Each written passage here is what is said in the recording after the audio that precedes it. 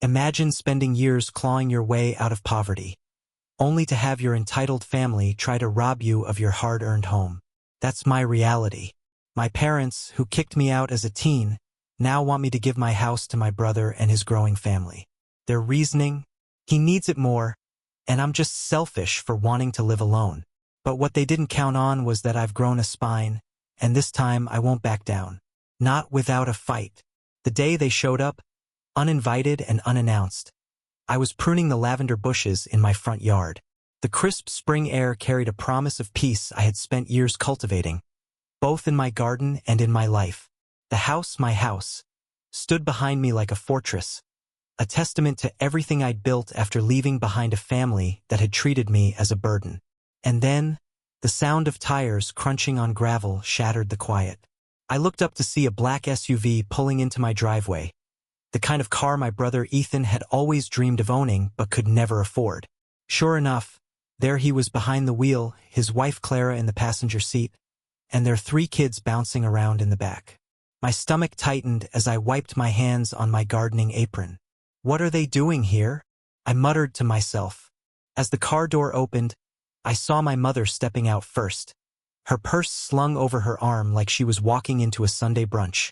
Her gaze swept over my yard, a familiar look of disapproval crossing her face. "Amelia," she called, her voice as honeyed as it was manipulative. Surprise. I didn't respond. Instead, I stood rooted to the spot, gripping my pruning shears like they were a lifeline. "Is this how you greet your family?" she continued, smiling brightly as she walked toward me. Behind her, Ethan and Clara piled out of the car with their kids in tow. The kids were already racing toward my garden, trampling the freshly planted flowers. "What are you doing here?" I finally asked, my voice clipped. Ethan grinned, slinging an arm around my shoulders like we were best friends. "Come on, Mia. That's no way to treat your little brother. We thought we'd come visit your new house," Clara added, her tone just as sugary as my mother's. I looked at her, then at the kids now tearing up my flower beds. "It's not a great time." "Don't be like that," Ethan said, brushing past me and heading straight for the front door. "We've been dying to see the place." Before I could stop him, my mother followed, leaving Clara and the kids to trail behind. I stood there for a moment, my fists clenched, before reluctantly following them inside. By the time I caught up, they had already made themselves at home. Ethan was sprawled on my couch, flipping through TV channels like he owned the place. My mother stood in the kitchen, inspecting the countertops, while Clara perched on a bar stool, scrolling through her phone. The kids were running up and down the hallway, their laughter echoing through the house. "You've done well for yourself," my mother said, though her tone made it sound more like an accusation than a compliment. "Thanks," I said stiffly. "But again, why are you here?" Ethan turned off the TV and leaned forward, clasping his hands together. "We've got some exciting news," he said, grinning. Clara beamed. "We're expecting again." My mother clapped her hands together as if this was a grand achievement. "Isn't that wonderful, Amelia?" I stared at them, unblinking. "Congratulations, I guess. But I don't see how that involves me." "Well," Ethan said, dragging out the word as if he were savoring it. "With another baby on the way, things are getting tight at Mom and Dad's place." "Very tight," Clara echoed, nodding solemnly. "So," Ethan continued, leaning back and stretching his arms across the back of the couch, "we figured, since you've got all this extra space and no family of your own, maybe we could stay here for a while." The audacity hit me like a slap in the face. "You're joking," I said flatly. "Not at all," my mother interjected, stepping into the living room. "It's a perfect solution. Ethan and Clara need more room, and you could use the company." "I don't need company," I said, my voice rising. "And I sure as hell don't need them living here." Ethan chuckled, as if my protest was cute. "Don't be selfish, Mia. We're family." "Family?" I snapped, glaring at him. "You mean the same family that kicked me out when I was 18? The family that didn't lift a finger to help me when I was struggling? Now you think you're entitled to my house." "Calm down," Clara said, her voice dripping with condescension. We're not taking over. We'll just use a few rooms. You can keep your little home office or whatever. I clenched my fists, my nails digging into my palms. No, absolutely not. My mother's smile faltered. Amelia, don't be difficult. Ethan has a family to think about. You should be happy to help. Happy to help? I said, laughing bitterly. Where was this happy to help attitude when I needed it? Amelia, Ethan said, his tone hardening. Don't make this a thing.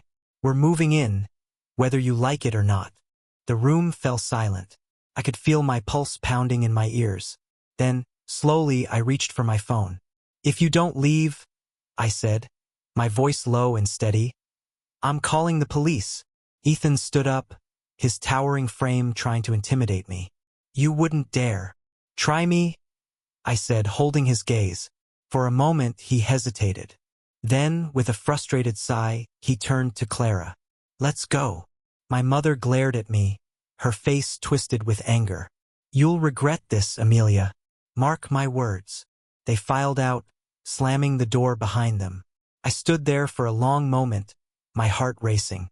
But as the adrenaline faded, a cold, sinking feeling crept in. I knew my family too well. This wasn't over. For a week, I didn't hear a word from them. No calls, no texts, no surprise visits. It felt like the calm before a storm, and I spent every day bracing for impact. My instincts were right. It began subtly. A neighbor, Mrs. Carter, stopped me while I was walking back from the mailbox. Amelia, dear, she said, her brow furrowed. Is everything all right at home? Of course, I said, confused. Why? Well, she hesitated, looking embarrassed. Your brother was talking to my husband. He said you're struggling, that you might need help managing the house. Financially, the blood drained from my face. He said what? She looked uncomfortable, fidgeting with the hem of her cardigan. He implied you might want to rent out some space to them, as family. He made it sound like you asked them to move in. I clenched my fists, forcing a tight smile. Thank you for telling me, Mrs. Carter. That's not true. Not one word of it. She patted my arm. I thought it seemed off. If you need anything, you know where to find me. As I walked back inside, anger bubbled in my chest. Ethan wasn't just trying to pressure me, he was building a narrative, planting seeds in the neighborhood. If I didn't act quickly, people might start believing his lies. The next attack came 2 days later. I woke up to the sound of banging at my front door. Groggy and still in pajamas, I opened it to find a delivery driver holding a clipboard. Morning, he said. Big furniture order. Where do you want it? What furniture order? I asked, confused. He checked his clipboard. Says here for Ethan Williams. Same address. My stomach dropped. Take it back. I didn't order this and Ethan doesn't live here. The driver looked annoyed but nodded. All right, I'll let the warehouse know. You might want to double-check your records. He must have put your name on it by mistake. There was no mistake. This was deliberate. Ethan was trying to move in piece by piece, making it harder for me to push back. I sent him a furious text. Stop using my address. You're not moving in. Final warning. His response came minutes later. Relax, Mia. You're being so dramatic. It's just furniture. That night, I called Nicole, my lawyer.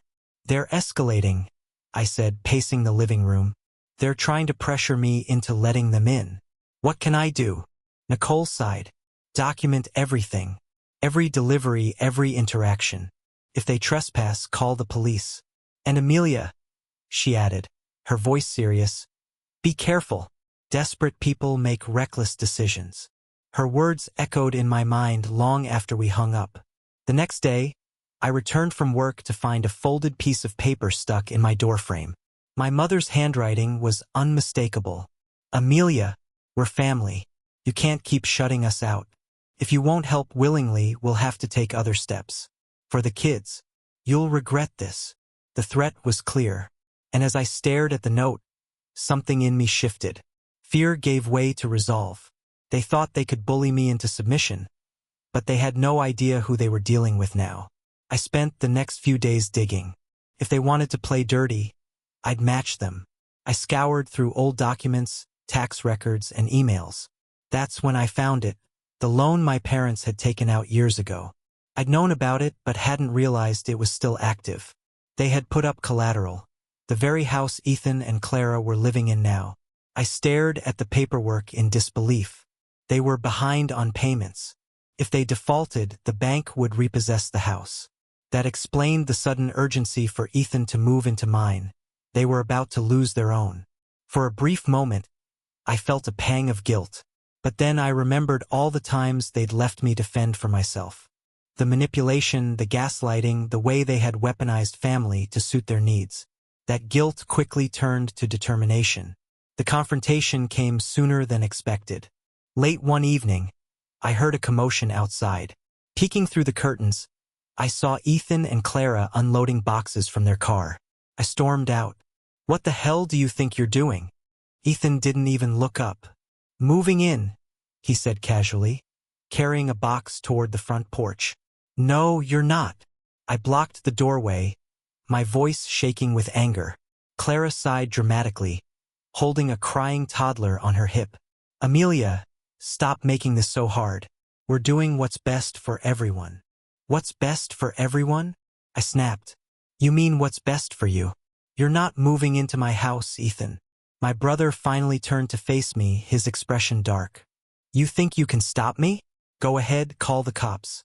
Let's see how the neighbors feel about you throwing out your own family." My heart raced, but I refused to back down. "Get off my property," I said through gritted teeth. "Now." For a moment, we were at a standoff. Then Clara spoke up, her voice sickly sweet. "Fine, we'll leave. But this isn't over, Amelia. You can't keep shutting us out forever." I watched as they loaded the boxes back into the car. My fists clenched so tightly my nails dug into my palms. As they drove away, I knew one thing for sure. They weren't going to stop. But neither was I. That night, I sat down with Nicole. Together, we devised a plan. If they wanted a war, I'd give them one on my terms. The morning after Ethan and Clara's latest stunt, I woke up with one thought. I wasn't going to live like this anymore. My family had turned my home, my sanctuary, into a battleground, and it was time to end the war. My first move was simple. I filed a restraining order against Ethan and Clara. The legal documentation Nicole and I had collected, the deliveries, the vandalism, the harassment, was more than enough to convince a judge that they were a threat to my peace of mind. The order was granted within 48 hours, and I wasted no time serving them. When Ethan received the papers, he showed up at my doorstep in a rage, yelling about betrayal and family loyalty. But this time, I didn't let him intimidate me. I stood my ground, phone in hand, ready to call the police if he so much as set foot on my porch. "You've made a huge mistake, Mia," he snarled, his face flushed with anger. "No, Ethan," I replied, my voice steady. "The mistake was thinking I'd let you take what's mine." He left, but the look in his eyes told me he wasn't done. The next phase of my plan required a little digging into the past. Armed with the documents I'd found about the loan on my parents' house, I called an old family friend, Aunt June. She had been close to my parents once but had distanced herself years ago. "I was hoping you could help me with something," I said after explaining the situation. "Do you know anything about the loan they took out on their house?" June sighed heavily. "Oh, Amelia, I always suspected something like this would happen. Your parents have always lived beyond their means. They took that loan to bail Ethan out of debt years ago. He'd racked up gambling debts, and they were afraid he'd lose everything." I felt a pang of anger and vindication. Of course, they'd sacrificed everything for Ethan, the golden child. "What happens if they default?" I asked. "They'll lose the house," June said. "And from what I hear, they're close to that point." It all made sense now, the urgency, the pressure. They weren't just trying to manipulate me out of spite. They were desperate. Knowing this gave me an edge. I started quietly reaching out to extended family, sharing my side of the story and the evidence I'd gathered. Most were shocked to learn the truth about my parents' financial troubles and Ethan's selfishness. Some even apologized for believing the lies they'd been told about me. Word spread quickly, and before long, My family's reputation began to crumble. My parents, once revered as the pillars of our extended family, found themselves isolated. Ethan's social media posts about me were met with skepticism and even ridicule. But the real blow came when Nicole uncovered something I hadn't expected: the paperwork from Aunt Ruth's house sale. It was even worse than I'd imagined. My parents had forged Ruth's signature on the transfer of ownership, effectively stealing her home. The revelation hit me like a punch to the gut. They hadn't just manipulated Ruth, they'd broken the law. "You could press charges," Nicole said when she showed me the documents. "It's not too late." I considered it. Part of me wanted to see them pay for what they'd done, not just to me but to Ruth and who knows how many others. But I also knew that dragging them through the courts would only prolong the battle. Instead, I used the information as leverage. When I confronted my parents, I didn't go alone. Nicole came with me, armed with the forged documents and the restraining order. We met in a neutral location, a conference room at Nicole's office. My parents arrived looking wary, and Ethan trailed behind them, his usual arrogance replaced by nervous energy. "What's this all about?" my mother asked, her tone defensive. I slid the documents across the table. "This is about Ruth's house. I know what you did." Her face went pale as she scanned the papers. "That was years ago," she said weakly. "And it was illegal," Nicole cut in. "We have enough evidence to press charges. But Amelia is willing to settle this privately." My father, who had been silent until now, spoke up. "What do you want?" "Two things," I said. "First, you leave me and my house alone. No more harassment, no more schemes. Second, you tell the truth to the rest of the family. I want them to hear it from you, not me." My mother looked horrified. "You can't ask us to do that. It would ruin us." "You ruined yourselves," I said coldly. "This is the only way to make it right." After a tense silence, my father nodded. "Fine, we'll do it." Ethan protested, but my mother silenced him with a glare. True to their word, my parents sent a letter to the family, admitting to their lies and apologizing for their actions. The response was swift and brutal. Many relatives cut ties with them completely, disgusted by the truth. Ethan, stripped of his golden child status, retreated into obscurity. Clara left him soon after, taking the kids and filing for divorce. As for me, I finally had peace. Months later, I stood in my garden, watching the lavender sway in the breeze. My house felt like a sanctuary again, free of the shadows my family had cast over it. I thought about Aunt Ruth and the life she'd lost because of my parents' greed. I couldn't undo what had been done to her, but I could honor her memory by protecting what was mine. This house was more than just a home. It was a symbol of everything I'd fought for and won. And for the first time in years, I felt free.